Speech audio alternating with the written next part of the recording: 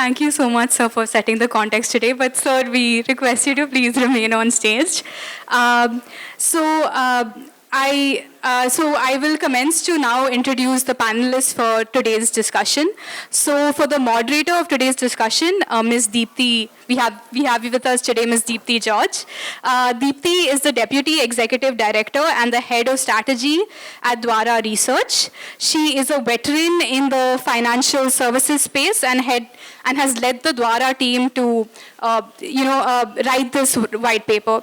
Next, we have the privilege of introducing Ms. Gauri Gokhale, partner at Nishit Desai Associates. So with over 27 years of practicing, Gauri has advised several companies on data protection, technology, media, and telecommunications. We also have with us today Mr. Shashank Shekhar, the co-founder of the Future Crime Research Foundation. Shashank is a seasoned journalist, having worked previously at Vice India, India Today, AsiaNet, Hindustan Times, just to name a few.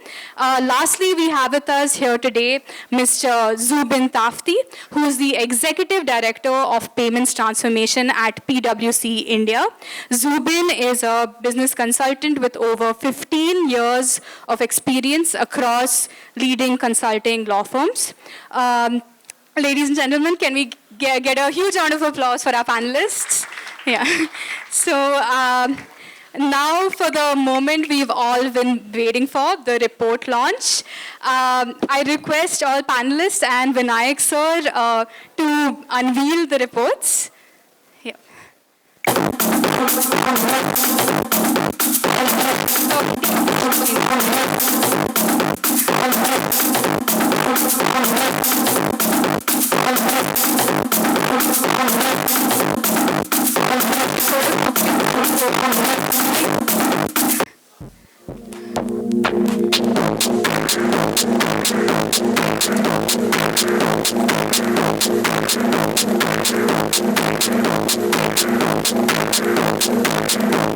I also request the team to switch to the next slide.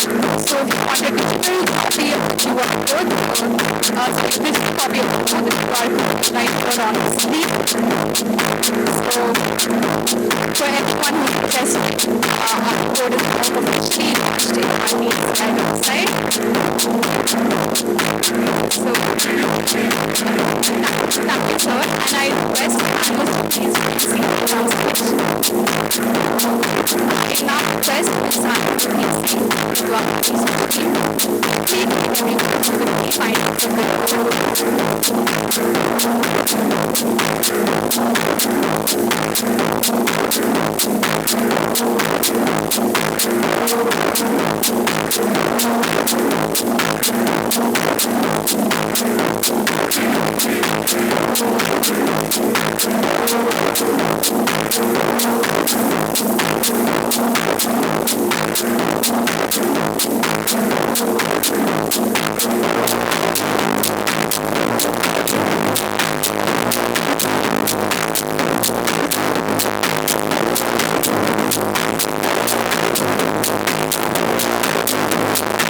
to this panel, esteemed panelists, and thank you so much for joining. So what I'm going to be doing in the next about 40 to 45 minutes is take us through the key aspects of the report that we've just launched. I am Anubhuti Singh, and I am one of the authors of the report. Now, very quickly, setting the context that perhaps none of us in the room are strangers to. In July 2023, there was a standing committee on finance that in its report found a rise in cybercrimes in India with special kind of focus on financial cybercrimes, which formed a majority of these cybercrimes that were registered. The report also found mention of the data from I4C itself that states that in 2022, out of the 6.94 lakh complaints that were made, FIRs were only filed for 2.6% of these. And finally, the MHA had also reported a 15% increase in fraudulent UPI transactions between the first and the second quarters of 2022.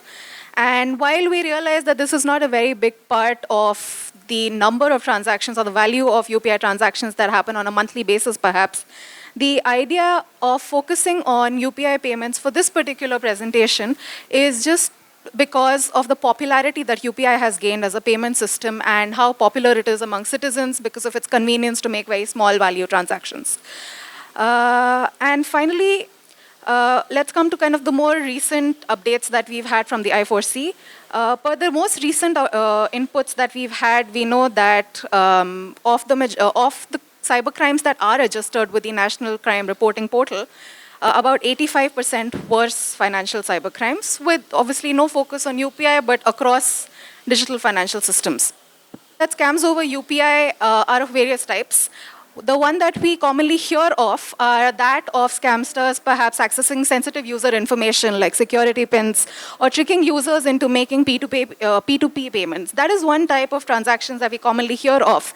But there is also an underlying aspect here where there is a type of technique where scamsters are able to exploit system vulnerabilities and target users' funds. This is more innocuous in the sense that perhaps you have downloaded an illicit app from an untrusted source, and now there is perhaps malware in your device which is able to access sensitive information.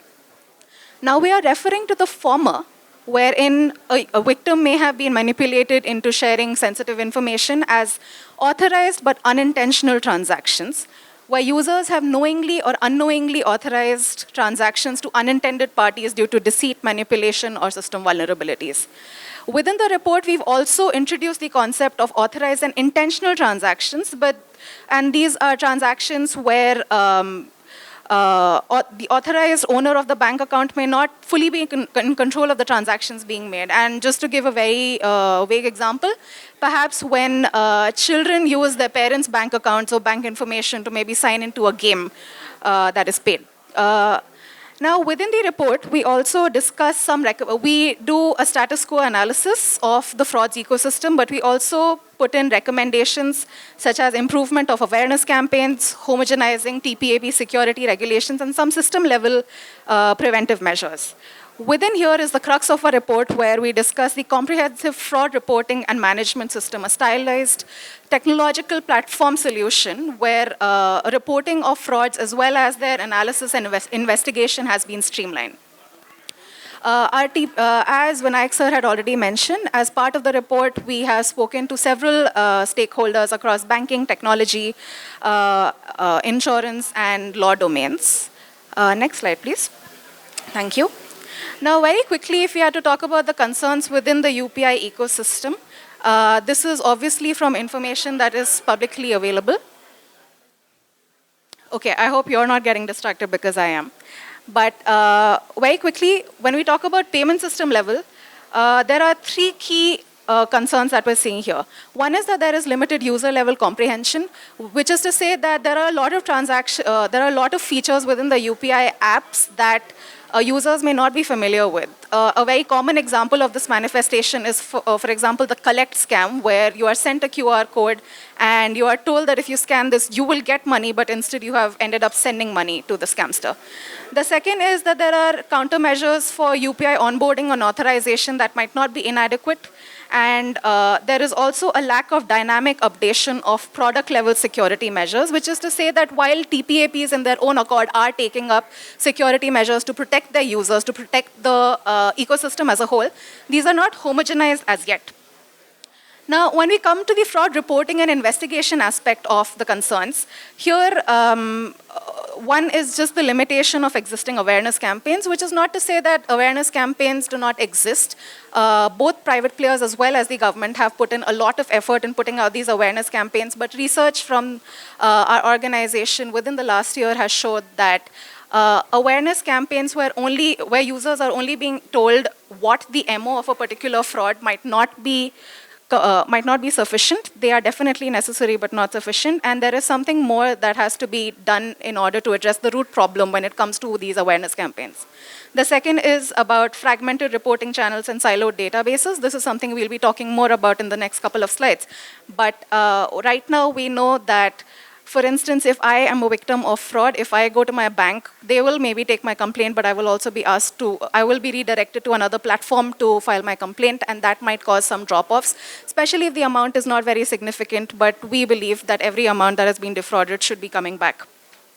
Finally, there is limited and disproportionate enforcement action by law enforcement agencies, which is to say that there is a very limited set of tools to their disposal, especially when complaints come in and they are supposed to act on them with the limited inputs that they have.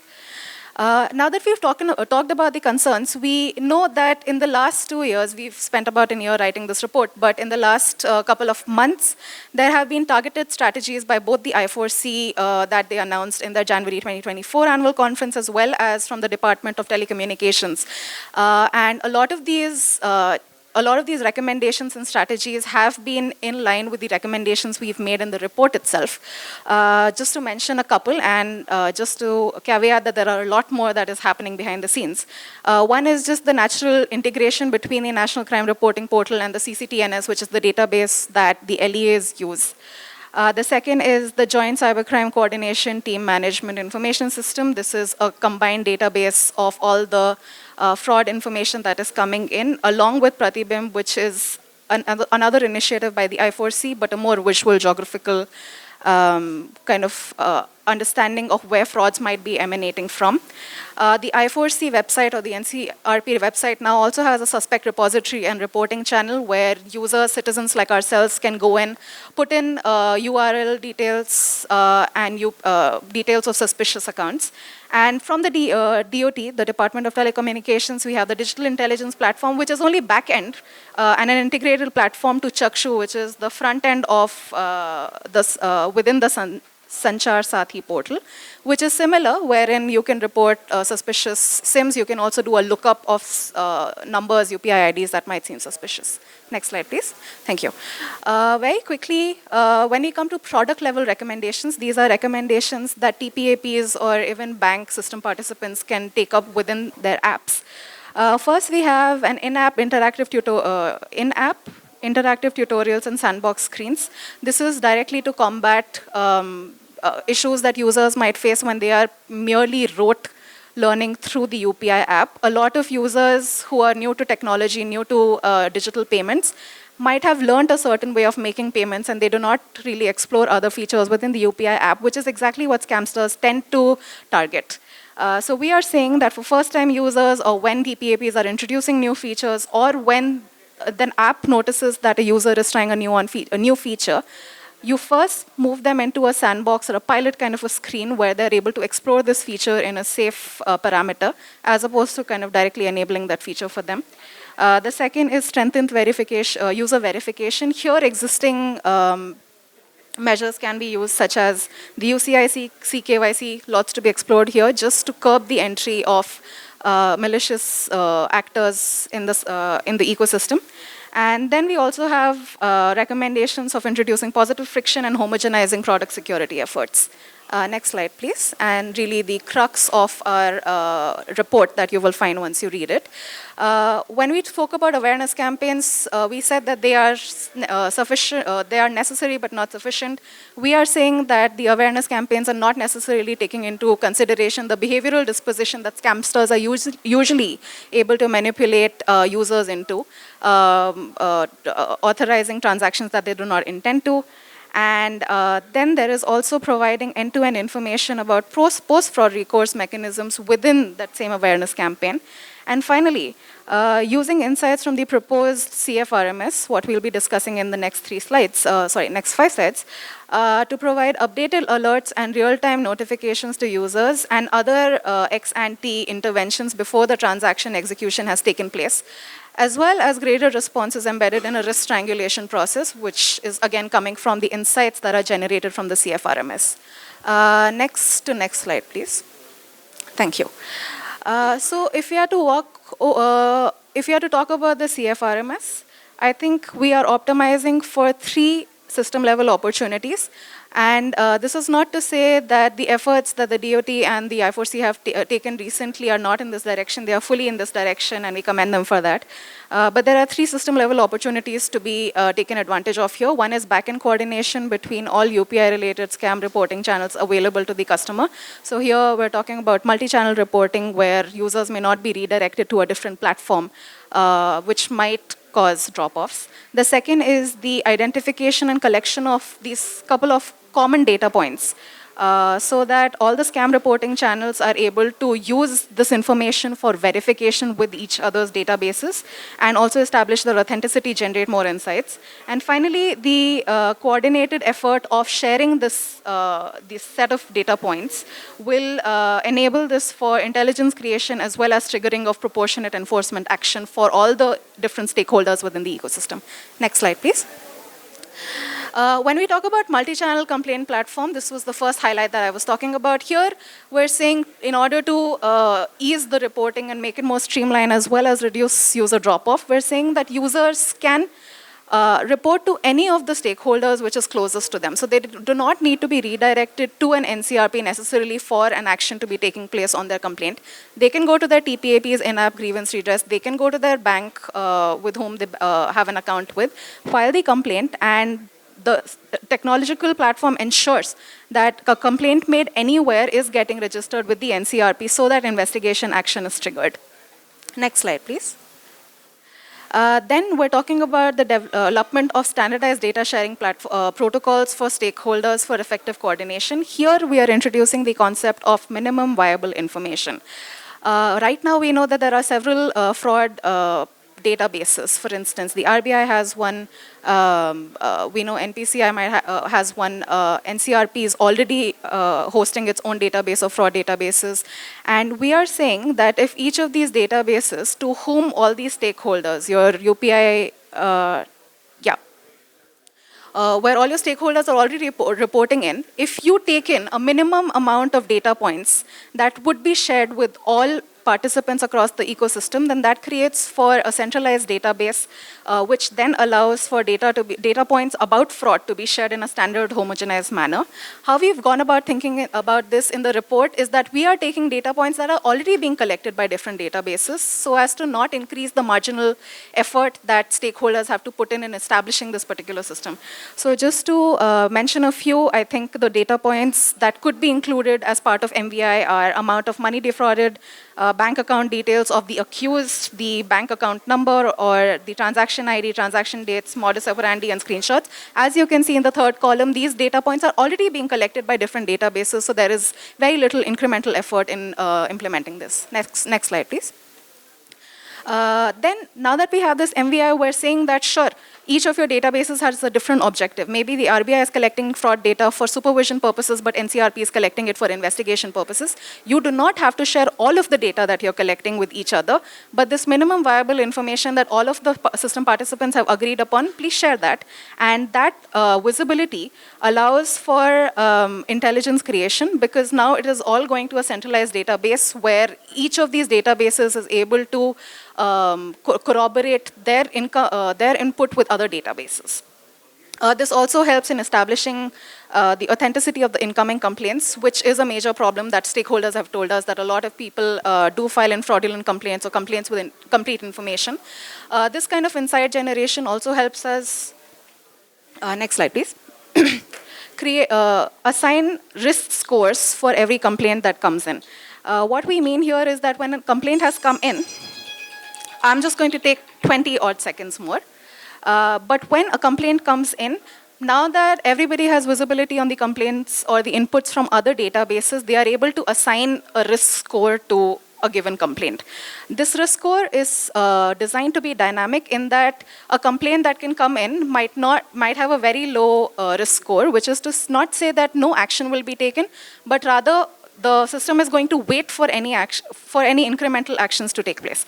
So here, if a complaint has come in, and now based on triangulation from other databases, we found that this particular accused account has occurred in 2 other databases, or it is coming from a geography which is known to be high risk.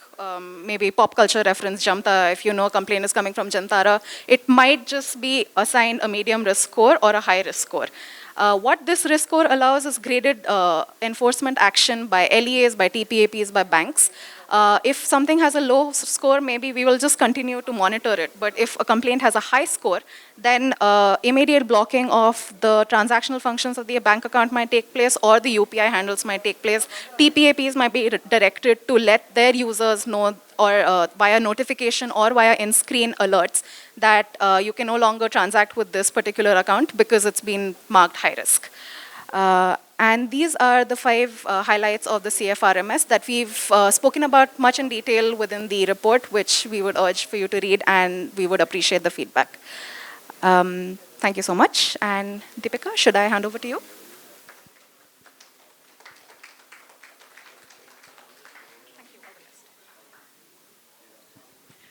Thank you so much, Anubhuti, for taking us through the key highlights of the white paper. And now, without further ado, I'd hand it over to Deepthi George to commence with the panel discussion.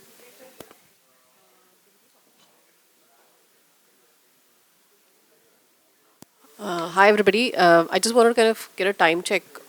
Deepika, how much time do we have? 45? Oh, yeah, there goes. Okay, thanks. All right. You've kind of heard some of the main highlights from the report. I just want to kind of take a step back and just reflect on some of the language that was there in the Standing Committee of Finance report, which came out, I think, July 2023, which is in relation to how they characterize cybercrime, right? So cybercrime is basically a digital version of any other regular sort of crime that happens in the physical world, right? But what makes it different is the fact that, one, the investment or the resources that are needed to commit such a crime is much lower than actually doing this in the physical world. Second being that the replication is much more faster, rapid, and the ability to get away or get away scot-free is also much larger because of the fact that there's anonymity, there's obfuscation, and the whole deniability of when something gets traced back to you, there is adequate opportunities to kind of deny that something like this has actually been perpetrated, right? And so it also articulates that the cyberspace is vast and making monitoring very difficult. Now, if we want to kind of get ahead of cybercrime in India, then we need to kind of focus on prevention, timely interaction, timely detection, as well as a quick sort of reaction time, right? The response time has to be quick and concerted. So I think a lot of the thinking that has gone into the report has been keeping this sort of mandate or broad direction that the report has actually put forth. And so cybercrime is of all kinds of varieties out there, and within that, financial fraud is a significant component, and within that, payments. And in a way, a lot of the crime involves some payment or the other, and so many times the payment itself is not the crime, but rather all of that went into kind of enabling that payment is in fact the feature of the crime, right? The nature of the crime or the criminal activity. And so, while we say UPI, we've kind of chosen UPI because this is where a lot of the small ticket transactions happen. We know today that more than 80% of transactions over UPI are less than 500 rupees each. So, and therefore it is highly likely that people, in fact, when they lose a few hundred rupees, they don't take the full effort to spend an entire day, go and file a complaint at the police station. 1930, which is the NCRP's helpline, isn't actually as familiar. People aren't familiar with it. And so we see, at least anecdotally from the ground, because we at Dwara Research do a lot of work on the ground and have a lot of field presence to understand, including by ourselves, but also from many of the other grassroots organizations that work in the space of consumer protection, that people don't go and actually go all the way. So there are kind of drop-offs in between to say, I don't want to kind of go all the way, or that the interface isn't something that I'm familiar with, or it's too daunting. All of there are a whole bunch of reasons why that doesn't happen. And so therefore, the aggregate data that we have today is not, in fact, telling us the complete picture. So I think that's really the kind of background within this. Let me just kind of open up the panel. So first question perhaps is to Shashank, right? Because this is the Future Crime Research Foundation. What are you seeing as top trends? And of course, trends keep changing, but what should we kind of take cognizance of? Dipti, I'll just give a context that Future Crime Research Foundation was born during COVID. And the whole purpose was because we saw that rise in cybercrime cases. So when we also did, a background check that what is the composition of cybercrime, then the numbers we found was shocking, and this analysis was done using all the open source data, credible data by the government, state police, and everything, and we found out that out of all the cybercrimes, 77% was financial fraud. And out of that 77% financial fraud, 47% was UPI fraud. Does that make UPI bad? No. It is a cutting edge technology. It has revolutionized our life. Now everybody, rickshaw wala, auto driver, everybody is using UPI. But we also dig deep to find out what is the reason behind rise in UPI as a platform being misused. So we found that technological development happened very rapidly during COVID. Everybody had UPI in their phone. But unfortunately, that digital literacy never happened. And that point of time, lot of crimes which we've monitored or we tracked was mostly to steal OTPs or to get access of the phone, which was by using any desk or remote access app or by stealing the password. But what now has changed, as Anubhuti also mentioned, is people are giving access. As we say, it authorized push payment, wherein you invest in a fraud, you put your money into a investment fraud or say stock fraud or say different gaming fraud, wherein you know that you're putting in money and you are the person who was allowing the transaction. And in that case, when you realize that you have become a victim of fraud, even RBI or banks can't help it because you are the person who has made that authorized transaction. So what shift we have seen is initially they used to steal your password or get access to your phone, but now through social engineering, through different phishing attacks, now they are making you, they are pushing you to make that payment. So that is the change what we see. Okay. I just want to ask Gauri, do you want to add anything to this? Because this is very much retail, small ticket that Shashank has been studying. But what are you seeing from the corporate side of things? I think, see, one is the fraud, the type of, financial fraud that we see. But I think at the corporate side, we are seeing more of cyber attacks, right, in terms of stealing of the data and then using that data for different purposes, right? I think, so individual level is what Shashank said. At the corporate level is more of not having their systems, up to the mark, and therefore you will see a lot of regulations now, and as we go along, we will speak about it, is how are these systems, this entire cybersecurity direction that came also during COVID. We had the rules under the Information Technology Act on cybersecurity reporting and the measures and all of that right from 2013, right? But again, during COVID, a lot of these developments happened, and then the government had to really push for even reporting, right? So I think the attacks and the corporates, sometimes are hesitant to report because it's a reputational risk and things like that, right? And the other thing that will happen now with the Data Protection Act coming in, right? The breaches, will be notified and will be known more in terms of at the consumer level as well, right? So I think at the corporate level, it's more of organized, and I think what Shashank mentioned, it could be local and foreign. Foreign may be a lesser element. It is more of local, sort of issues. But the corporates are facing more at international level, where the detection and resolution is more difficult, right? So I think we are talking at different levels when it comes to individual versus corporates.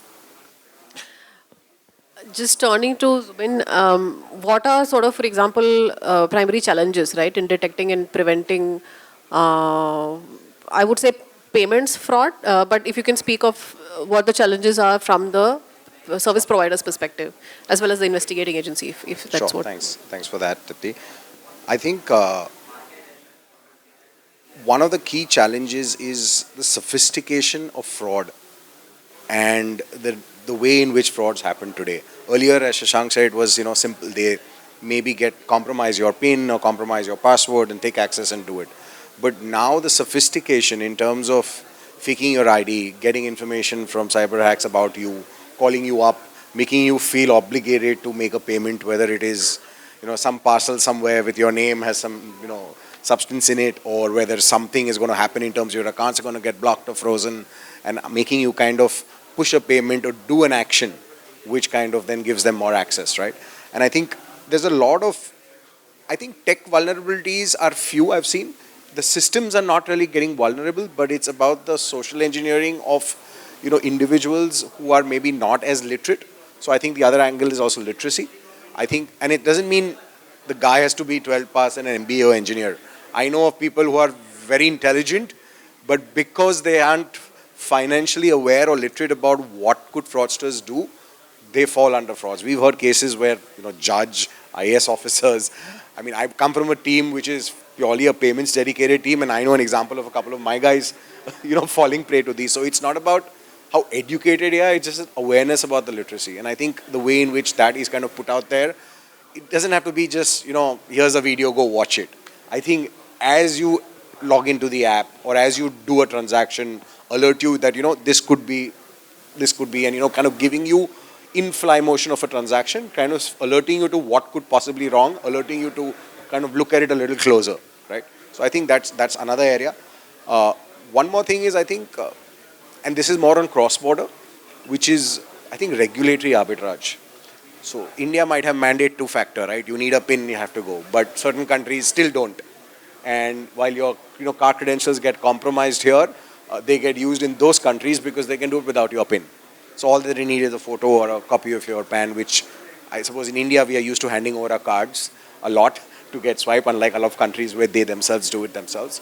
So I think those, in terms of regulatory arbitrage, even when it comes to, AML and KYC related frauds, where certain countries are a lot more lenient, or a documentation that you require to, let's say, open an account or an entity is a lot more, less invasive or less, less credentials required. People open a mule accounts, people open those accounts in those territories of geography. So I think that's one other big challenge, which is a tough one to solve for. And I think the last one that I would want to quote is, most of these financial institutions are very reactive when it comes to investments or budgets being allocated to detection. At the end of it, they look, okay, 0.001%, it's around so much. Why do I need to invest, so much? The issue is that, those users, once, it's like trust, right? Once that trust is broken, that person doesn't come back and doesn't do transactions. So I think it's an important thing where, in a way in which the right budget and the right investment, and rather being reactive, let's say when either a big fraud does take place or the regulator comes back and says that you haven't put things in place the way to, and only then, investing. So I think these are some of the, I would say, challenges or some of the areas that would look to be fixed in the fraud space. Back to you. Thanks. So we know that, I think, for the government, this is a top priority, right? Curbing frauds. And so Gauri, you have been, I think, involved with some of the policy developments in the space. What would be some of the kind of newer developments that we should all watch out for? Sure. So I think, as you rightly said, right, let's take a step back as to the generation of these issues, right? And when you talk about one is, of course, what Shashank said, that what happens thereafter, right? Once the, like, one full agency, which is MHA, police and all that machinery for detection of a crime or resolution and things like that. I'm talking about the machinery there before that, right?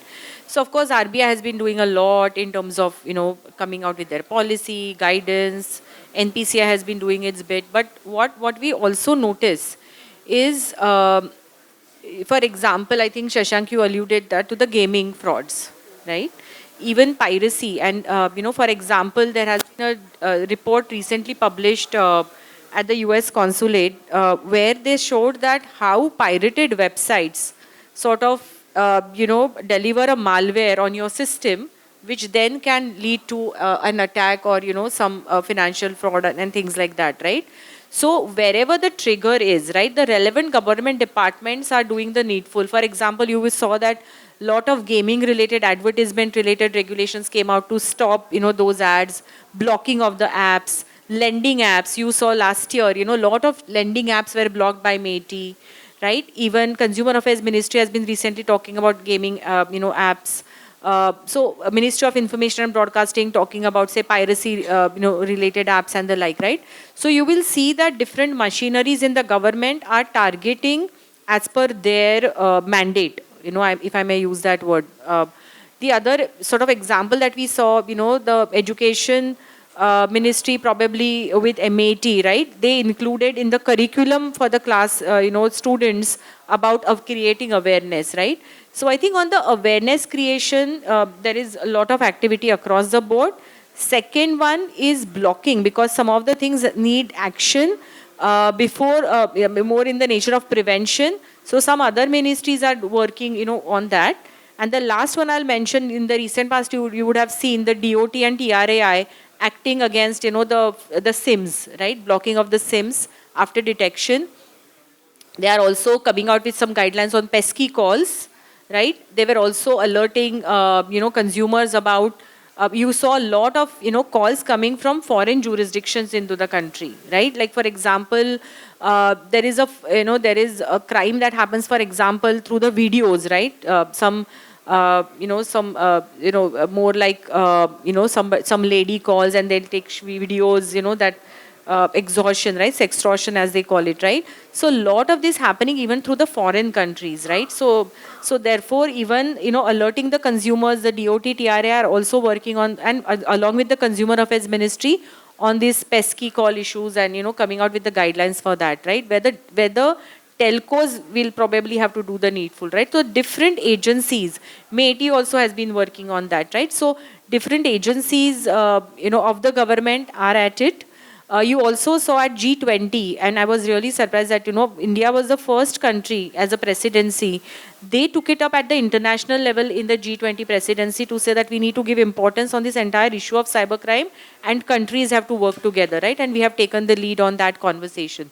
So at different levels, people are doing different things, and as we discuss, we'll talk more about, can there be a consolidation of all these efforts, right, of different ministries? Yeah.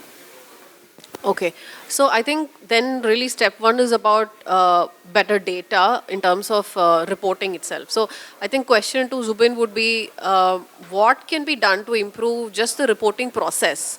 And I think, and typically when we have payments fraud, it's really that you report to your bank or TPAP. I think NPCI requires it to be reported to the bank, but just within payments fraud itself, what else should we think about? How can you improve that process? Because we are actually losing out on extremely rich data, which we don't have in order to even build systems that are reactive in a real-time manner. Sure, absolutely. And you also did touch upon this in your report, I think, where a lot of data doesn't come because things don't get reported because it's not easy and gets a lot difficult. So I think getting the mechanism or making it easy and simple for individuals to report, I think is very important. I think one I would say two, three recommendations. One would be, of course, the entire ability of multi-channel and fully integrated. So a customer should be able to call a number, should be able to, if he's done a transaction on his app, he can just go like past history, say dispute, one click, automatically all those details that you need. Like, sometimes when you go to fill up a form, they'll ask you 20 details, time, date, RR number, guy will be like, where do I get this number from? And they're all mandatory fields to be able to make a submission. And, it just doesn't go through. So I think the ability to make it very simple for the end, consumer to be able to raise a dispute in the system. And I think once you do that, because it's linked to a transaction, there's a lot of data that is already available. You can even use digital ways to ascertain whether it's genuine, not genuine, without having manual intervention. So I think the ability to integrate, the ability to raise data across channels, across platforms, one is very important. I think the next one is in terms of the ability, the intuitiveness of the platform. So one is integration, many platforms, and make it easy, right? Don't ask for a whole lot of data. Maybe you don't need the same data set for the type of fraud reported. There is data that can be, make it, and not just for reporting. Don't just take the data and then, that guy's, what happened to it? Now, where am I? What's the status on it? What's the kind of TAT that I will get a response in? So kind of create that whole tracking mechanism, not just to raise it, but then to know, okay, now it's got submitted, you will get to know in 24 hours, 6 hours, you'll get a call, whatever it is, what will be the next action or step either they need to take or will be taken, right? I think, and the ability to track that right to end to closure. I think, and proactively saying, maybe something was due in X number of hours or days. If it doesn't happen, then go back with a response, say, sorry, it's delayed, we're working on it, we'll take an addition. So the customer is not like wondering where, and sometimes he makes 20 phone calls, right? Trying to figure out where his case is, what's happening. So the ability not just to make the raising simple, but also then give that whole tracking mechanism. And this is possible only if you have a completely integrated solution. All the players that are involved in that transaction or that chain, like for example, let's say UPI, right? UPI, you could have as much as 5 different parties involved. You have your pay bank, you have your PSP app, you're on both sides, and you have the central operator. And there's a lot of data that's circulating amongst this. If any one person could go in and check where what data flew, what happened on a single platform, it just becomes a lot more easier if it's integrated across for it. So I think that's I would say the last thing. And So just on the integration point, how do we integrate it? Like, who has to hold the mantle? So exactly. So I think that there has to be a central body. As you said, there are many central who are doing their own thing in silos. I think somewhere that needs to get consolidated and available at a central level, at least at a national level, I would say. And of course, have gated access, people who can report. I think also the incentivization of reporting is an important aspect, because sometimes while these platforms do get created, if they're not enriched by reportings, then it becomes, it doesn't work. Only people want to take the reportings or understand what happened somewhere, but don't want to report their own things. So I think there is also a mechanism there to ensure that, it's quid pro. You cannot just take data, you have to submit. Maybe there's a commercial model around it to incentivize people to report more as compared to consume. But I think get people to start reporting, have a central database, and then of course it will help each party kind of understand frauds that they may not have incurred, but somebody else has incurred, and therefore be able to mitigate that. So I think that would be some recommendations, Shaukavi.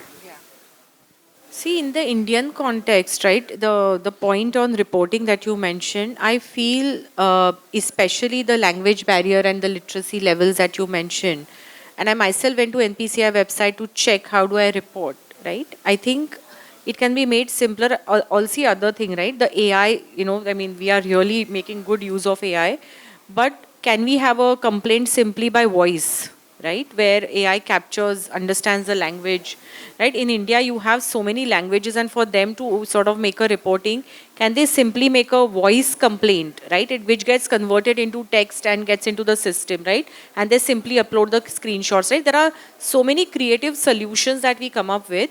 And the other thing, one other point I want to make here is, and I think your report is, on the dot, that ultimately, if India has to go to the next level and the digital wave that we have seen, right, and digital is the way forward for the country, this issue should be at the top, right? And everybody has to create a solution, one click solution to resolve that. The way we have one click payment, the solution also needs to be one click solution for this, whether it is reporting, whether it is alerting, whether it is, sort of getting the information back, etc. So I think that is where the UI UX is where we need to really work, where the consumer is kept at the center, and then everybody works around the consumer, keeping the Indian consumer in mind.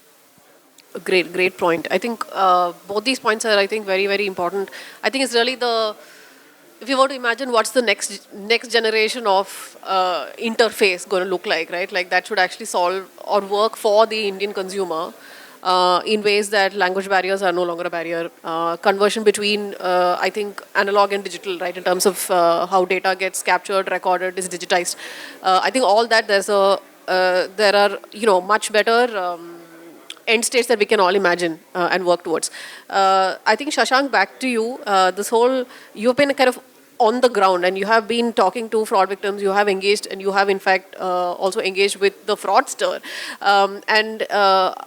The same question to you, right? Like, how do we get that process streamlined? Do you have anything to say? And also the whole question of do we know enough? Do we have enough data? What could be additional data sources, whether at aggregate or at localized levels, that might help? Right. So I would like to point out here, say suppose I am a victim. My first objective here is to get my money back. Now, how to get that money back? If you go to the bank, let's not name anybody, but say suppose any platform where I have lost money. If I go to them, their first response is, go and report this to the police, register an FIR, they will investigate. They are not going to give your money back. When you go to police, if the amount is lesser value, say suppose 500 rupees, 1000 rupees, 5000 rupees, police is not going to entertain at the grassroots level. This is the ground reality. Although there are several mechanisms, but this is the ground reality. Now, Home Ministry has made a helpline number which is 1930. I think they are doing an incredible job, but unfortunately the volume of calls they are getting, which is close to 50,000 calls a day. So do we have that bandwidth? No, because I myself have called on that number multiple times. A lot of even the victim call us saying that when they tried calling on that number, the number is busy, they cannot get through. If they get through, yes, they ask for different details, as everybody mentioned. That is, and I think for investigation, that data, to an extent, that data is also required. B, there is another option where you can go to www.cybercrime.gov.in. If you go and complain there, again, it will ask for all the data. But as Zubin said, there has to be a timeline, there has to be a tracking mechanism, which is there. But unfortunately, I don't think that it's efficient at the moment. So government has made a provision of registering an complaint or registering an FIR. But is that efficient? I don't think that at the moment it is. Also because, people investigating, say suppose a FIR is registered, a complaint is registered. I'll take example of state in North India, say UP or Bihar. You go to a police station, you say, ki, sir, I invested in this cryptocurrency and I was duped of this amount. They will not understand what crypto is. They will not understand how the money trail has happened. So we need a huge level of capacity building in terms of investigators, because they don't know. When they go to bank, they say, so and so crime has happened, please share the detail. They don't know the basic difference between an NFT and other transaction. They cannot make out that what exactly it says. So that level of capacity building training is required for the cops, for people.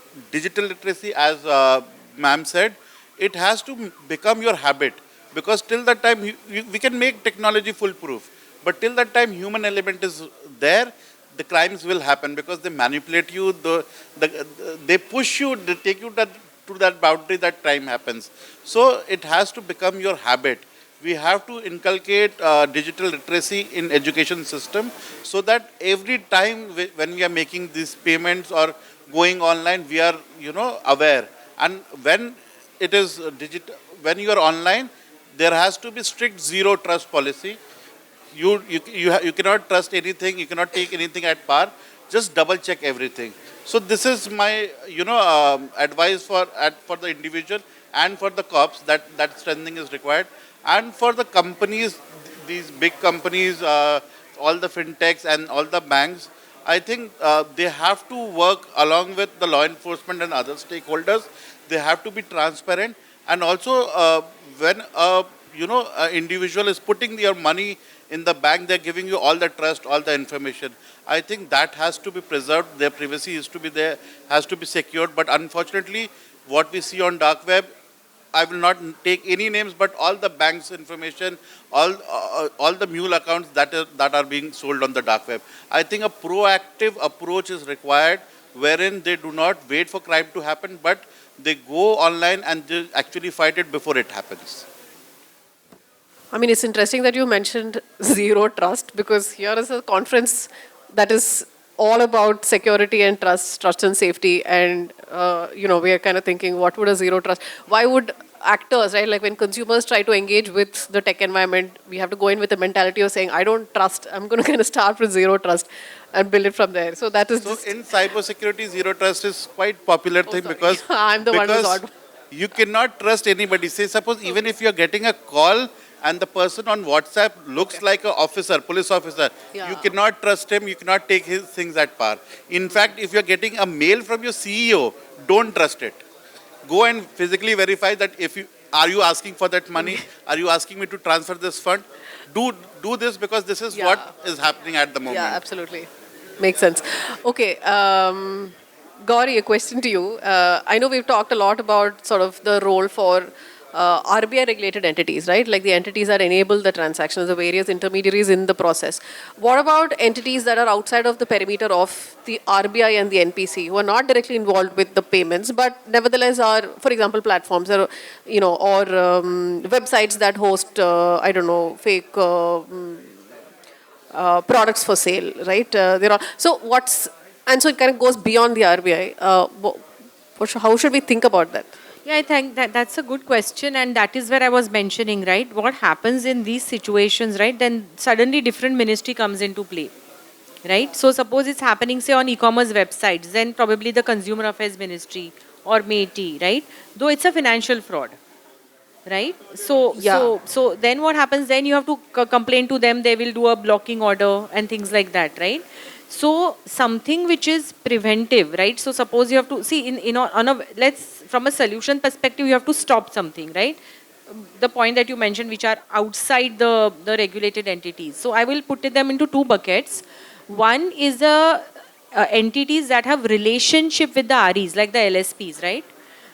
So some of them which are outsourcing entities, right? So if there is a weakness in the system,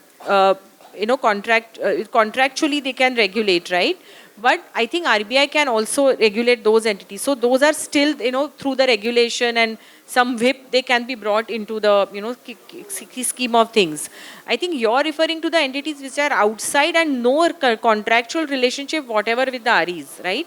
So that is where as I mentioned before, that is where some of the other ministries are coming in. But I think there also, I believe the reporting, like for example, there was a lot like for example, things that are happening on the, say, social media apps, right? So there have been situations where, groups are getting created to play some games, on the Chinese platforms, and then the fraud that happens there, the crypto point that he mentioned, right? So those are the pockets which get unnoticed and unreported, because somebody gets fears also that I played on an illegal platform. How do I report? Because I'm inviting trouble for myself, because I may get actually, a complaint the police can raise against me. So when I'm participating in an illegal activity, that is where I think going under the radar, because that is not getting reported in my view. All the other things that we mentioned, there will be reporting, I was defrauded. But this is the point, I think, where we need more effort, because that is not going to get reported. Yeah, and I think just a corollary, because we look at financial services and low-income individuals accessing financial services, I think the whole theme around digital lending, right? Lending apps where the SDK files are not available on a Play Store. They are actually just shared via WhatsApp or groups. And so there is a reputation element to it, to say that I was so desperate that I had to go in search of those. And so, To this, I think a lot of work has happened while ensuring that safe apps are there on Play Store, because all the fake loan apps initially during the COVID, those were all hosted on on Play Store. Then the crackdown happened, and now it. But the only problem is when an app comes on a Play Store or any trusted marketplace, you cannot define the intention of that app. Initially, maybe it's a good investment app, but what if after 3 months the intention changes? And as Gauri said, Telegram and dark web is full of, and social media is full of fake apps, and they will look like a spoof of a look-alike of any trusted app, and the UI and everything experience is great. But unfortunately, the first or 2 months, they will pay you money, and then they will siphon off all the funds. So who is monitoring it? Who is proactively going and doing a drill of going on social media and Telegram group and checking that how these fake apps are operating? In fact, the kind of money these Chinese money launderers, and when I say Chinese, it is the words of NIA and other state police, that these are all thriving on Telegram and social media. This is how on WhatsApp they'll send a link, they will ask to join Telegram, and then all the money through money mules is drained outside India. So this is happening every day. They are draining India's economy. I think serious investigation and thorough monitoring has to be done here. yeah, but I think the specific question I'm trying to get at is that when you can just, me as a fraudster, I can delete the kind of app that is made available to people to be defrauded by, and then restart something else, just change the branding, etc. The point is, what is it? What should, yes, there is flagging. For example, even if there is flagging, and maybe the I4C pulls down those. it's like a Sipaya's head, right? Like it keeps coming up here and there. This is a constant. We are fighting a war, Okay. and this will always happen. No matter what technology you bring in, till that time money is involved, some benefit is involved. This will happen. And as you said, these Chinese scammers, what they are doing, they are creating one app, say suppose loan app, crypto app, or whatever stock app. They are just changing the name and colors, and they are just relaunching it. Every 3 months, there is a new name and new scam happening. Yeah. So I think question to Zubin is, I mean, we have to also think about AI because in fact, this book, right, which is The Coming Wave by Mustafa Sulaiman, who's now the CEO of Microsoft AI. This is a book really talks about the whole fact that technology and power therefore becomes distributed across, which means it becomes so much more easier to say create molecules in your garage, build weapons, bioweapons. All of that is now possible at a very so-called democratized manner. And I'm sure we are seeing the fraud MOs also changing, right? Involving AI, deepfakes, all of that. We kind of, how do we use AI? Are you seeing that? And I know that there are many of these stalls here which will probably kind of talk to this point. What are maybe the key things that you're seeing where, yes, this is where AI is, and in terms of solutions that can up the game of the system itself? So I'll talk about 2 or 3 technology solutions that we've seen have potential, and then also one about Gen AI. So I think, as you said, AI is a tool in everyone's hand. It can be used for good, it can be used for harm.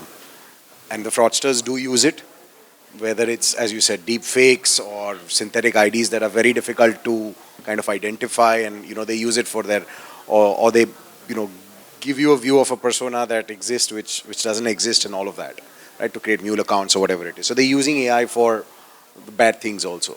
So some examples is, I think this was a very interesting concept, and I think it's being adopted in a couple of places and being attempted, is the federated learning machine learning model. So today what happens is, one of the reasons that these models only get enriched with more data. The more data you feed it, the better the model gets at possibly detecting or predicting.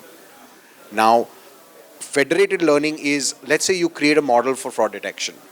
Now you distribute that model to financial institutions to use. Now the financial institutions run that model because there's a lot of data that goes transaction throughput, and that model is constantly learning. So as it's detecting a transaction, it's being told that no, this is a false positive, or no, this was something that you didn't detect which was a false. So the model is constantly learning and tweaking its parameters, its thresholds, its weightages to be able to adapt to the new fraud methods. Now imagine if this is happening across 5, 10 different financial institutions in their domain using their data without sharing the data back. And if only those models are again extracted back to create a master model, which is now even far more efficient than the original one, and give it back to all of them. So there is this process where you're using AI, which kind of removes that element of, I don't want to share my data. There is GDPR and DPDP that's coming up, and there will be a lot of masking and a lot of hashing that will have to happen to be able to share data at a central level, to, let's say, build a model at a central point to be able to be very rich. So this is one way in which machine learning models are being used, where you kind of federate it out, you get the insights, and then you get it back, make it a smarter one, and then give it back. So I think this is one I would say a solution that I've seen. The other one is, I think, authentication typically is 1-factor, 2-factor, 3-factor. I think moving to a more very behavioral biometrics, I think, managed. So there are multiple dimensions and parameters, how you type, how you swipe, how I move my mouse, so to be able to, before making that transaction, there are behaviors that I use, which are unique to me.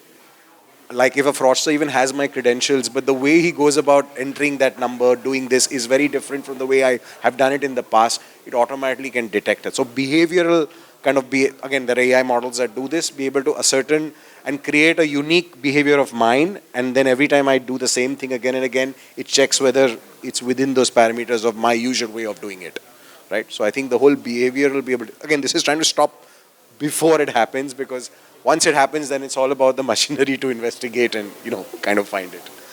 I think the other technology is graph analytics.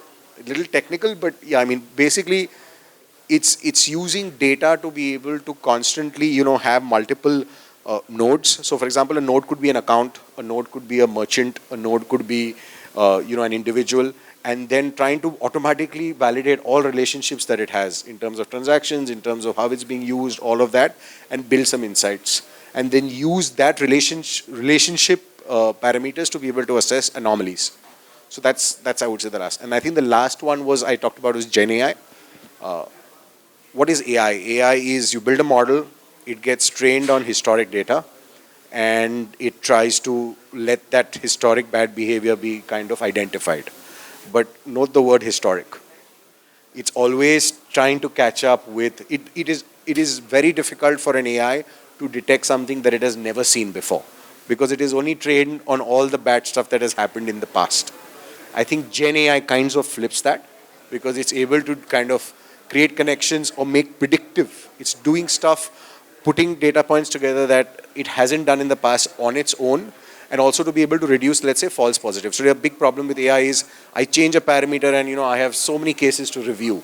Now Gen AI can automatically in real time keep tweaking itself to get better and efficient. So I think using of Gen AI in some of these models in terms of detection and or in terms of identification would be, I would say, some suggestions where, I mean, everybody has these tools. You use the tools to kind of better and for better use to kind of come up and compete with these fraudsters. Okay, I think we have about 4 minutes left. Maybe just one, if you can I just spend 1 minute, Gauri? Last question is really on this question of back to the consumer, right? Back to the at that interface. What more do we need to think of in terms of awareness? And like we talked a lot, we had a bunch of discussion. What Anubhuti covered was in relation to in-app interfaces, and you mentioned the whole customer experience, the UX of it. What about awareness campaigns? And this is the more traditional approach to educating consumers. What more needs to be done there? So I think on awareness campaigns, it's done in a scattered manner currently, right? But I think we need simple messaging, I feel, right? And it has to be done at a mass scale level, as if, just to give an example, right? Can we have once a month mass scale campaign where everybody, just all the media, the hoardings and everything, right, just talks about that with simple messaging that we saw, for example, RBI coming out, with those ads, don't share OTP.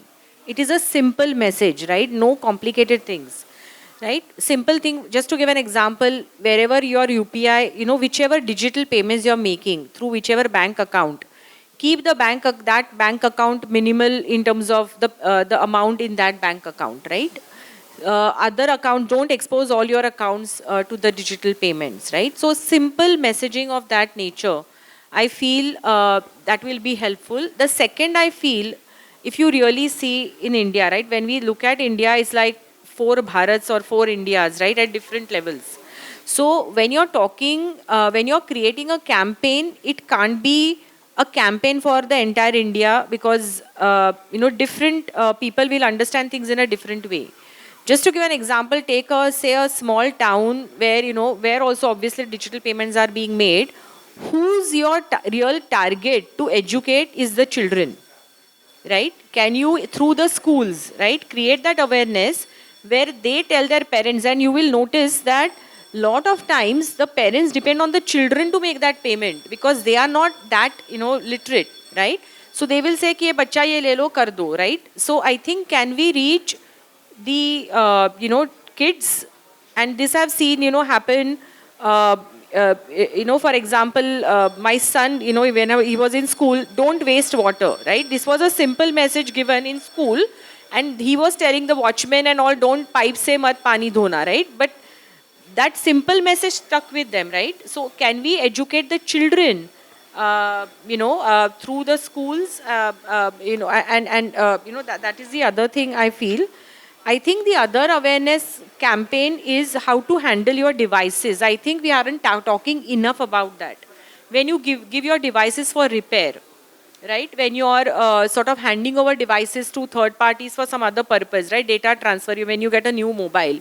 You're not talking enough about those situations. So identify all these failure situations and create simple message for each failure situation, right? And that is the level of campaign you need, not a general thing ki dhyan rakho and things like that, right?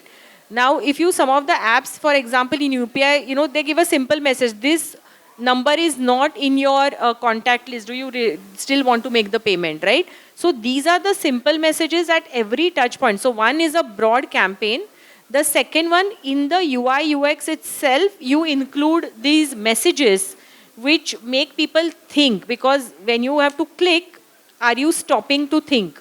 So those are other features, I believe, can be built into the ecosystem itself to create that awareness. So government itself is now very serious when it comes to cyber awareness. They have dedicated a day in a month which is called Cyber Jagrukta Divas, which is first Wednesday of a month, where all the government institute, colleges have to mandatorily they have to do cyber awareness training. But unfortunately, Devesh sir is sitting right here. He recently just said before this conference that the messaging has to be in a way of storytelling, that a farmer could also understand, a kid can also understand. So messaging is very important, how you are saying that story. So Devesh sir was saying that first firewall was Lakshman Rekha, which was made. And first AI, voice cloning was when Ravan, said, Hey Ram, Lakshman meri madad karo. Lakshman meri madad karo. So, you have to link your mythology, stories, gamify the entire thing, and you have to make it, so that people can relate to it. Just saying that double two factors, they think that the crime will not happen to me. It is just not going to happen with us. But and I am very happy that more movies are being made on cybercrime, because people can directly relate that this is happening. So I think, yeah, absolutely. After that web series, everybody thought they got some kind of awareness that how these calls are coming and how they are making calls. So they understand the economics behind the Jamtara. I think this is the need of the hour. Okay, wonderful. So I think on that note, let's look forward to whoever is the new government, but we're going to get, let's push for some of these very important aspects to just get India to be at a much stronger position when it comes to being resilient against fraud. Okay, thanks so much. Thank you so much to the panelists.